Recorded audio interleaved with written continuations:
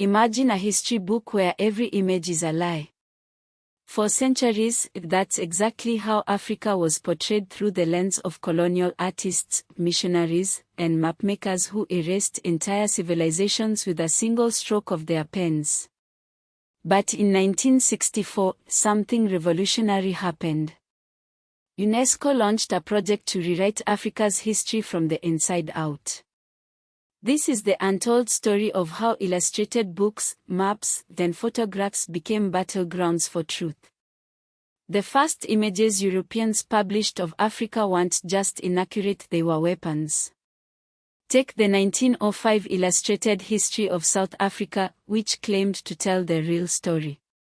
Its pages were filled with engravings of savage landscapes and primitive people, all serving one purpose: to justify colonialism.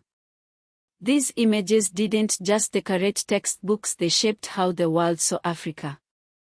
But beneath these distortions, African scholars were preserving a different history. The Smithsonian libraries hold secret treasures, pictorial histories made by Africans, for Africans. These weren't just books, they were acts of resistance. Then came UNESCO's bombshell project, the General History of Africa. For the first time, an international team of African scholars took control of the narrative. Their 8 volumes, completed in 1999, didn't just correct facts, they dismantled the entire colonial visual framework. Instead of European explorers discovering empty land, these books showed thriving kingdoms like Great Zimbabwe and the Mali Empire through African eyes. But the fight wasn't over. Even today, most illustrated histories of Africa rely on colonial photo archives. A single photograph of a Zulu warrior might have been staged by British soldiers. A map of empty territory might have erased complex trade routes. That's why modern scholars are digging deeper, treating every image as a clue to who controlled the press, the cameras, and the narrative.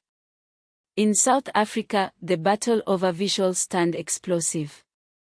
The Reader's Digest illustrated history claimed to show the real story, but whose story? Black activists created their own underground picture books, showing apartheid's brutality through smuggled photographs. Now, digital archives are changing the game. For the first time, African museums are digitizing thousands of lost images, oral histories told through beadwork, environmental knowledge encoded in rock art, women's leadership preserved in forgotten portraits. The most powerful truth. Every time we look at an illustrated history of Africa, we are not just seeing the past, we are seeing who had the power to define it.